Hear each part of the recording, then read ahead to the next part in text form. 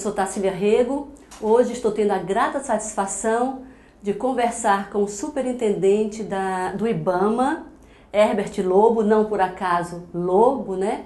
O Herbert veio fazer uma visita ao Jornal O Estado e, claro, nós não poderíamos perder a oportunidade de conversar com ele sobre o que o IBAMA está fazendo, sobre como está a questão ambiental no estado do Ceará. Ninguém mais adequado do que o Herbert para falar sobre essa temática. Herbert, a palavra inicialmente é sua. Bom, primeiro quero agradecer essa oportunidade de conversar com vocês do Jornal do Estado e, obviamente, com os cearenses, haja vista que esse sistema de comunicação, que tem o jornal impresso, que tem a TV O Estado e também toda a área online, né, as redes sociais, é uma oportunidade para a gente trocar ideias sobre os temas que são relevantes nessa área ambiental.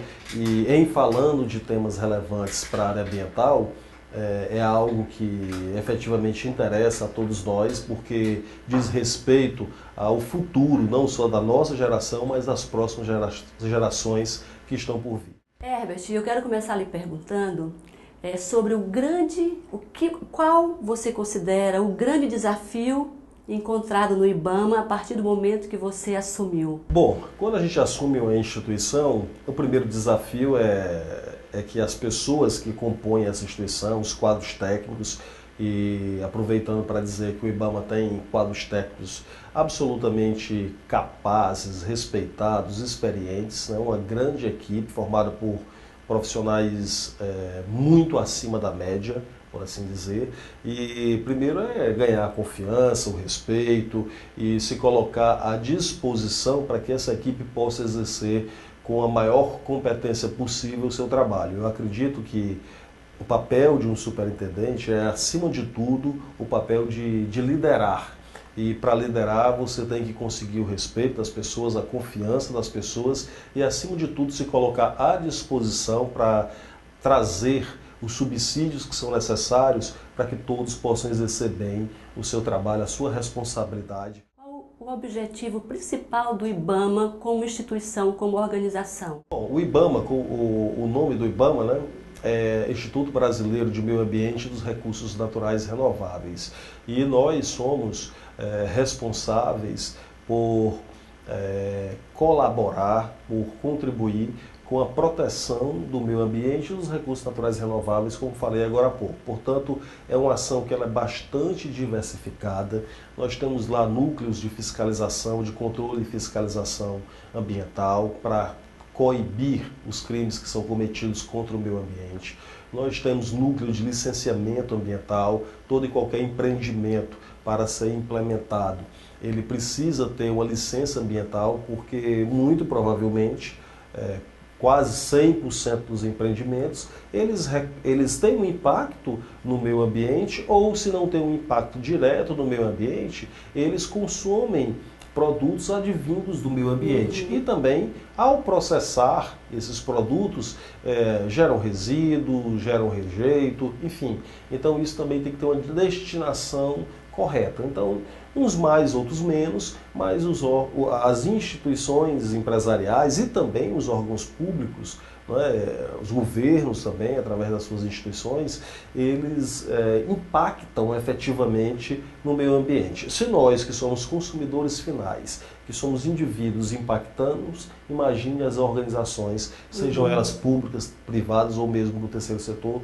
Então, para essas atividades é necessário que haja licenciamento ambiental. E o licenciamento, ele é importante porque é lá que existem os estudos de impacto ambiental, onde efetivamente se saberá que tamanho de impacto aquela organização, aquela empresa poderá ter no meio ambiente, e lá também nos estudos estão colocadas as medidas mitigadoras, as medidas que vão atenuar esse impacto e também as possíveis compensações para os impactos gerados pela atividade humana, pela atividade empresarial ou governamental, se for o caso. Então nós também temos núcleo de licenciamento, nós atuamos também na área de educação ambiental de maneira muito especial com comunidades tradicionais.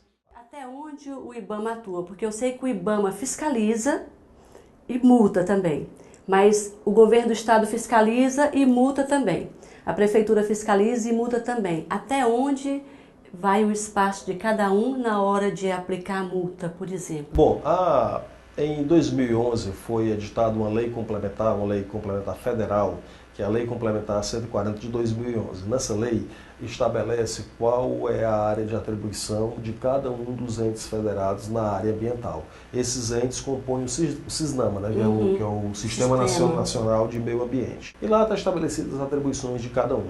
Entretanto, a área ambiental, até por uma questão de precaução,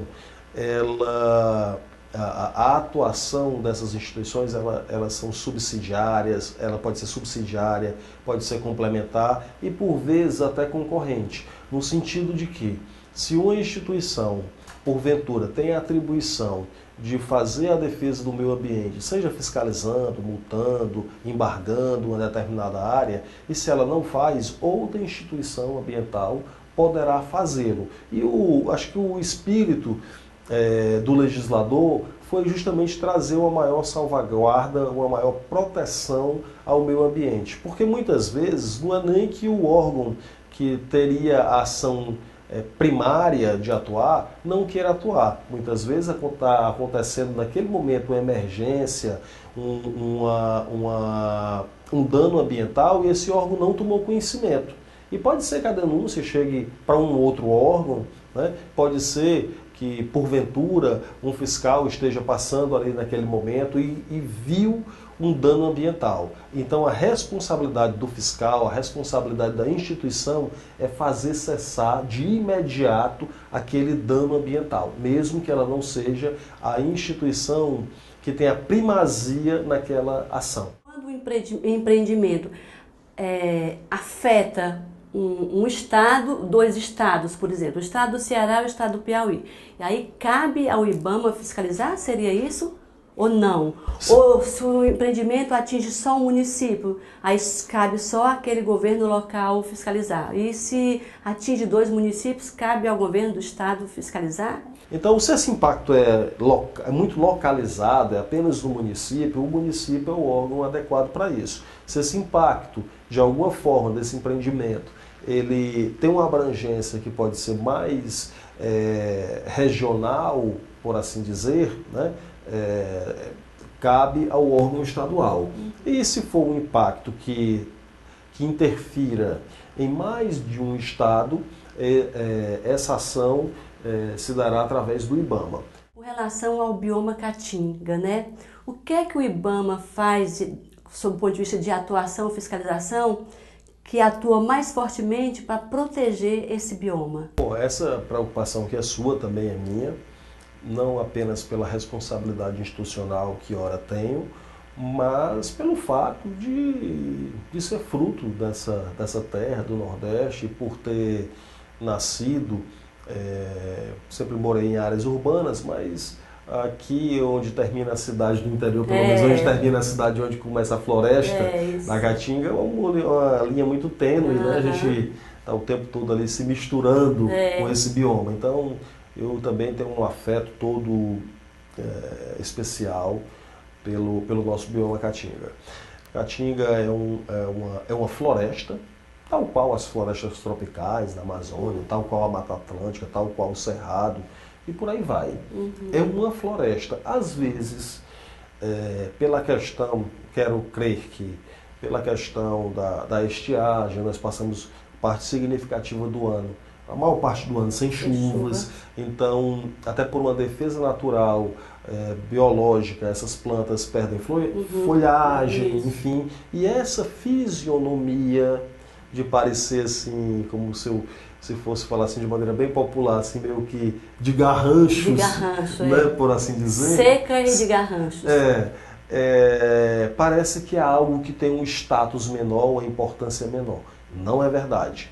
Inclusive, eu não sei se aqui é uma pontinha de pertencimento, né, da minha parte em relação à Caatinga, mas inclusive ela tem características muito especiais, né? O nosso bioma, ele apesar de ser frágil, ele é muito rico. E único, né? E único, esse era o ponto que eu ia colocar. Ela só existe ela só incide nessa área do planeta, ou seja, no Nordeste brasileiro. E não é em todo o Nordeste do Brasil, em parte do Nordeste brasileiro. Portanto, esse bioma não existe em nenhum outro canto do mundo. Se ele não existe em nenhum outro canto do mundo, quase todas as espécies, seja de fauna e flora, eles são endêmicos desse bioma. Então, é justamente isso. Existem muitas espécies da flora, né, as plantas e animais, da fauna no caso, que só existem na Caatinga. É que muita gente vem de fora para estudar, né, as propriedades da nossa flora, inclusive de alto refinamento no combate a diversas doenças que a humanidade precisa ainda superar, né? Portanto, é um ambiente que a gente tem que ter orgulho e a capacidade de preservá-lo. E o IBAMA nisso? O IBAMA tem dado a sua colaboração em relação ao controle o controle ambiental e fazendo a questão da fiscalização ambiental também. Hoje, o grande papel nisso é dos estados, né? Os órgãos estaduais, no caso nosso aqui, da própria SEMAS, mas o IBAMA tem um papel, uma relevância nisso, e a gente tem feito lá, junto com a nossa equipe técnica, um esforço muito significativo, mesmo diante das dificuldades orçamentárias pelas quais passam as instituições públicas brasileiras, mas um esforço de nós não esmurecermos, como a gente diz aqui no Ceará, diante da dificuldade, mas tentar, mesmo diante dessas dificuldades, avançar na proteção do bioma Caatinga e também de outras áreas no estado que não são Caatinga, como é o caso do litoral. Como que é a fiscalização, como que se faz o controle? O IBAMA atua nesse setor de controle de madeira derrubada na Caatinga? Como que é? De floresta anos atrás, era responsabilidade do IBAMA acompanhar esses planos de manejo, enfim, e tem que se dizer que esses planos, muitas vezes, e aí tem que ser muito claro em relação a essas questões, não aconteceram como deveria ter sido, como deveria ter ocorrido. Muitos desvirtuamentos nisso. Hoje o IBAMA já não trabalha mais com planos de manejo, isso cabe aos órgãos estaduais, no caso específico nós aqui, a SEMAS, que cuida dessa questão. E nós do IBAMA, inclusive, é importante dizer, eu trouxe, quando cheguei para o IBAMA, a preocupação da gente não ficar apenas agindo, por assim dizer, de maneira reativa. Teve a devastação, teve o desmatamento, vamos chegar, vamos autuar, vamos multar, como se fala popularmente. Isso tem que ser feito? Óbvio. Se houve um crime, tem que haver uma sanção, né? Então, vai multar. O que é que nós temos que fazer? É agir de maneira mais proativa, inclusive com um forte componente de educação ambiental, mas não apenas a educação sob o ponto de vista de explicar a importância da preservação do meio ambiente. Porque diante de algo, entre aspas, filosófico, preservação do meio ambiente, e da necessidade premente de sobreviver, as pessoas vão ficar sempre com a segunda opção. Sem dúvida. Então, mais do que sensibilizar para a preservação ambiental, que é fundamental fazê-lo, nós temos que trabalhar na perspectiva de dar caminhos, orientar formas que as pessoas possam viver de maneira harmoniosa com esse meio ambiente. Eu queria só que você falasse um pouco com a gente sobre o caso da Samarco, né? Tá fazendo aniversário, né? E parece que pouca coisa aconteceu em relação aos criminosos. A gente poderia usar assim, né, usar essa expressão, porque é uma coisa tão absurda que aconteceu ali, foi uma coisa tão triste, uma tragédia, né? Não se pode colocar no rol das fatalidades. Isso. Não se pode. Tem que ter responsabilização. Isso. Ninguém foi responsabilizado até então, né? Bom, primeiro dizer o seguinte, nós estávamos falando, lá no começo da nossa conversa, sobre licenciamento ambiental. Muito provavelmente, se o licenciamento ambiental tivesse sido feito de maneira mais criteriosa, aquele aquele problema, aquele rompimento daquela barragem não teria ocorrido. E pode ser também, né, eu não quero entrar muito no mérito porque eu não conheço com profundidade aquele caso, portanto eu não quero ser leviano. Mas pode ser também que o licenciamento ambiental, que não foi o IBAMA que fez, foi o órgão estadual de Minas Gerais, pode ter que o licenciamento ambiental tenha sido correto e que a empresa tenha descumprido condicionantes que foram colocadas para que aquela barragem, enfim, fosse alocada daquela forma, enfim. Pode ser que a empresa tenha se comprometido com algo e feito outra. Mas também caberia ao órgão ambiental fiscalizar. Porque quem tem, por assim dizer, o benefício, a força de licenciar, também tem que ter o ônus de fiscalizar. Porque se for só para ter o poder de dizer que pode ou não pode, seria muito bom, né? Então, quem diz que pode ou não pode, tem que ter a responsabilidade de fazer o acompanhamento se as coisas estão indo bem ou não. Eu quero muito te agradecer, né, que foi realmente uma ocasião especial, uma oportunidade única de te receber aqui. Única agora, porque daqui para frente a gente pode dar um bom prosseguimento, né, nesse diálogo. E agradecer também a você que está aí do outro lado escutando a gente. Obrigada, conta sempre aqui conosco. E a palavra final é do Herbert. Bom, agradecer a gentileza do Sistema de Comunicação do Estado, a você também, Tarsila, pela generosidade, enfim.